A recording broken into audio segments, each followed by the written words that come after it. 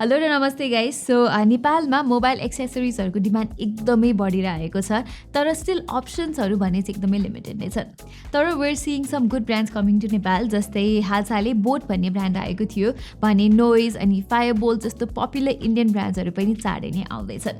र just a few days अगाडि यो ब्रान्ड मिवी चाहिँ नेपालमा अफिसियली एन्टर गरेको छ। सुरुको फेजमा मिवीले नेपाली बजारमा भित्र्याएको अडियो एक्सेसरिज चाहिँ यिनै हुन्। मिवी चाहिँ 2015मा इस्टाब्लिस भएको एउटा इन्डियन कम्पनी हो जसले अफोर्डेबल प्राइस रेन्जमा एक्सेसरिजहरू म्यानुफ्याक्चर र सेल गर्ने गर्दछ।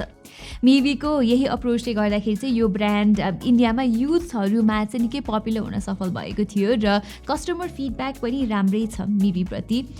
This can be seen in the company's growth too since establish भएको फर्स्ट क्वार्टरदेखि नै इट वाज प्रफिटेबल, जुन चाहिँ एउटा स्टार्टअपको लागि निकै ठुलो कुरा हो। अब मिवीको प्रडक्ट लाइनअप्सको कुरा गर्ने हो भने चाहिँ करेन्टली अडियो एक्सेसरिजलाई बढी फोकस गरेको देख्न सकिन्छ, विच इन्क्लुड्स TWS इयरबड्स अनि नेकब्यान्ड्स, पोर्टेबल स्पिकर्स र even budget sound bars. So it's no surprise कि मिवीले चाहिँ नेपालमा आफ्नो एन्ट्री अडियो एक्सेसरिजसँग गरेको छ र मलाई यहाँ राम्रो लागेको कुरा चाहिँ यी सबै प्रडक्ट्सहरूको मूल्य निकै कम्पिटेटिभ र अफोर्डेबल रहेका छन्। Okay, let's start with TWS first. र मिवीले चाहिँ अहिलेको लागि नेपालमा यी 3वटा वायरलेस इयरबड्सहरू चाहिँ लन्च गरेको छ, which includes the DuoPods M20, DuoPods F30 र डुओपड्स A25। अलिकति स्पेसिफिकेसन्सको कुरा गर्ने हो भने चाहिँ यी 3वटा इयरबड्समा तपाईँहरूले ब्लुटुथ 5.0 को साथसाथै ओफिसियल IPX4 रेटिङ पनि पाउनुहुन्छ, जुन चाहिँ अब बजेट इयरबड्सको लागि चाहिँ एकदमै इम्प्रेसिभ कुरा हो। र यी सबै इयरबड्समा चाहिँ तपाईँले टच कन्ट्रोल्स पनि पाउनुहुन्छ instead of physical button, so that is good too. मैले चाहिँ यी इयरबड्सहरूलाई टेस्ट चाहिँ गरिसकेँ र यिनीहरूको अडियो क्वालिटी चाहिँ मलाई जस्ट ठिकै मात्र लाग्यो टु बी अनेस्ट। तर फेरि बजेट TWSमा यो कुरा एक्सपेक्टेड नै हो, so I can't really complain.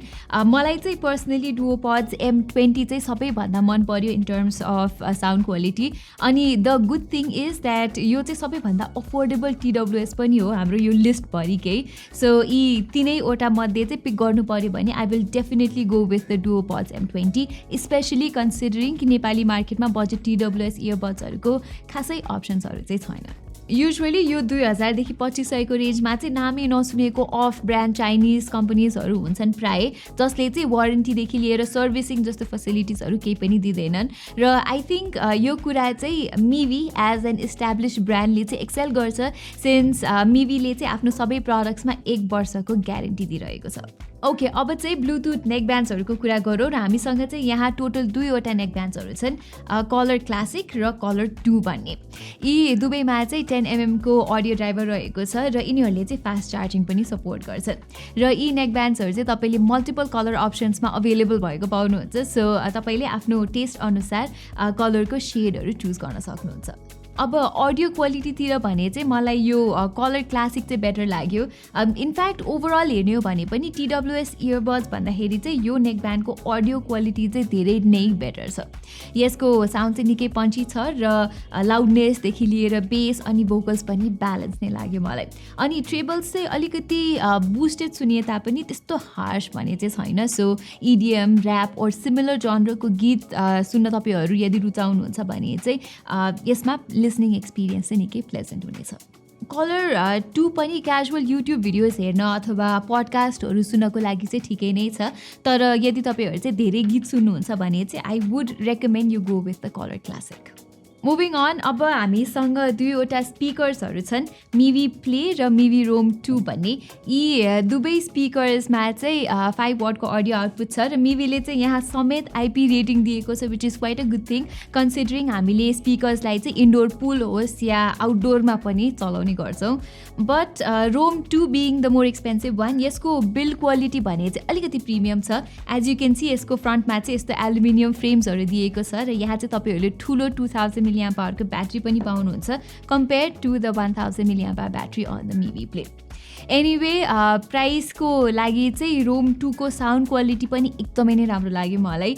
यदि तपाईँहरू चाहिँ सफ्ट रक अथवा इन्डियन ओर भनौँ कि मेलोडिक टाइपको सङ सुन्न रुचाउनुहुन्छ भने चाहिँ this might be a good option. यसको साउन्ड चाहिँ फेयरली ब्यालेन्स छ विथ गुड भोकल टेक्स्चर्स। त्यही हो, अलिकति बेस हेभी म्युजिक सुन्ने हो भने चाहिँ साउन्डमा त्यस्तो डेप्थ नपुगेको जस्तो चाहिँ फिल हुनसक्छ। तर त्यो बाहेक हेर्ने हो भने चाहिँ जेनरल म्युजिक लिसनिङ पर्पजको लागि चाहिँ मिभी रोम 2 एउटा राम्रो भ्याल्यु फर मनी प्रडक्ट हो, नो डाउट अन द्याट।